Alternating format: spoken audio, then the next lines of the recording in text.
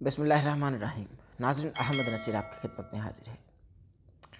قیامت خود بتائے گی قیامت کیوں ضروری تھی۔ میں جو واقعہ آپ سے شیئر کرنے والا ہوں وہ واقعہ جان کر سن کر آپ کے جذبات برانگیختہ ہو جائیں گے۔ بلکہ جو عاشقین ہیں، بلکہ عاشقین تو ایک بڑا رتبہ ہے، بڑا درجہ ہے۔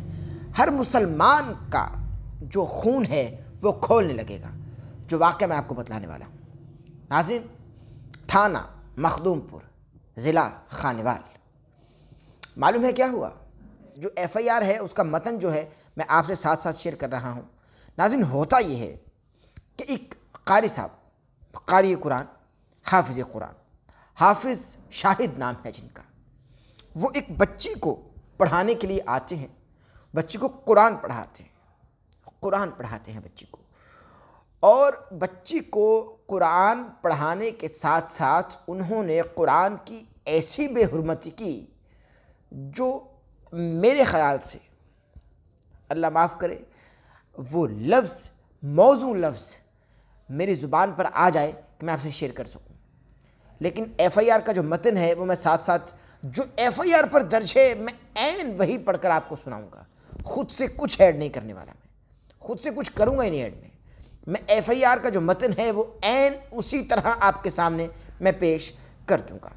ناظرین، یہ ضلع خانوال ہے، اور جو حافظ شاہد پڑھانے آتا تھا بچی کو، وہ بچی کے ساتھ نازیبا حرکات کرتا پایا گیا، اور وہ بچی کے ساتھ نہ صرف نازیبا حرکات کرتا پایا گیا بلکہ وہ بچی کو عین اسی وقت غلط حرکات میں ملوث رہا بچی کے ساتھ کہ جب وہ بچی کو قرآن پڑھا رہا تھا۔ ناظرین، ایف آئی آر کی کاپی ساتھ چلتی چلتی آپ دیکھ رہے ہیں، اس میں یہ لکھا ہے کہ بھائی یہ شخص ہمارے گھر میں قرآن پڑھانے آتا تھا جس کا نام شاہد ہے، اور یہ قرآن پڑھاتا ہماری بچی جو جماعت 2 میں پڑھتی ہے، یعنی 2 کلاس کی اسٹوڈنٹ ہے، اس نے اپنا پاجامہ یعنی اپنی شلوار کو اتار دیا، اور ہم یہ منظر، چونکہ ہم کو شک گزرا کہ شاید یہ ہماری بچی کے ساتھ ایسے کام کرتا ہے، شاید ہم کو شک گزرا، تو ہم نے شک کو یقین میں بدلنے کے لیے ہم چھت پر چڑھ گئے۔ ہم جیسے ہی چھت پر چڑھے تو ہم نے چھت کا ایک پتھر یعنی ایک ٹائل اکھیڑ لی، اور جب اس کو اکھیڑا یا اکھاڑ لیا تو ہم نے عین اس کمرے میں دیکھا جس کمرے میں نیچے قرآن پڑھایا جا رہا ہے۔ اس شخص جو حافظ، جب ہم نے اللہ معاف کرے جب ہم نے دیکھا، بھائی ہماری قوم تو، ہمارے تو ایسے ایسے عاشقین پائے جاتے ہیں کہ جو اپنی دکانوں پر ملاوٹ بھی کر رہے ہوں نا، اپنی دکانوں پر حرام خوری بھی کر رہے ہوں، یعنی حرام کمائی کر رہے ہوں، مگر معلوم پڑ جائے کہ کوئی بھائی گستاخی کرنے والا پکڑا گیا تو بھائی اس کو مارنے کے لیے نکل پڑتے ہیں، بھائی اپنی دکانیں چھوڑ کر، وہ کام چھوڑ کر جو حرام کما رہے ہوتے ہیں نا بھائی، اس کمانے کو چھوڑ کر اس کو مارنے کے لیے چلے جاتے ہیں کہ بھائی جنت میں ایک پلاٹ مل جائے ہم کو 2-3 مرلے کا۔ ایسے عاشقین ہیں ہمارے۔ خیر، میں کسی اور جانب چلا جاؤں گا، جو موضوع ہے اس پر بات کرنا ضروری ہے کہ بھائی پھر انہوں نے دیکھا، یعنی گھر والوں نے دیکھا، گھر والوں کو شک تھا، گھر والوں نے دیکھا کہ بھائی یہ جو حافظ ہے، اللہ معاف کرے، یہ ہماری بچی کے ساتھ جو 2 کلاس میں پڑھتی ہے اس کے ساتھ یہ نازیبا حرکات کہیں نہ کہیں کرتا ہے۔ شک تھا گھر والوں کو۔ گھر والوں نے چھت پر جا کر ٹائل کو اکھاڑا، اور جب ٹائل کو اکھاڑا تو عین اسی کمرے میں نیچے دیکھا جہاں پر قرآن سامنے کھلا ہوا ہے۔ ناظرین، قرآن سامنے کھلا ہوا ہے، اور اس شخص نے اس بچی کا، چونکہ جو ایف آئی آر کا متن میں وہی پڑھ کر سناؤں گا، اپنی شلوار کا ناڑا کھولا یعنی اپنا پاجامہ اتارا، اور اس بچی کا ہاتھ، بات کو سمجھیے میں کیا کہنا چاہ رہا ہوں، کیونکہ میری ویڈیو جو ہے مائیں بہنیں دیکھ رہی ہوتی ہیں، تو میں نہیں چاہتا کہ میں عین وہی لفظ بولوں جو ایف آئی آر میں ہیں۔ تو اس شخص نے بچی کا ہاتھ جو تھا وہ، اور پھر بچی کے بوسے لینے لگا، اور بچی کے ساتھ بغل گیر ہونے لگا۔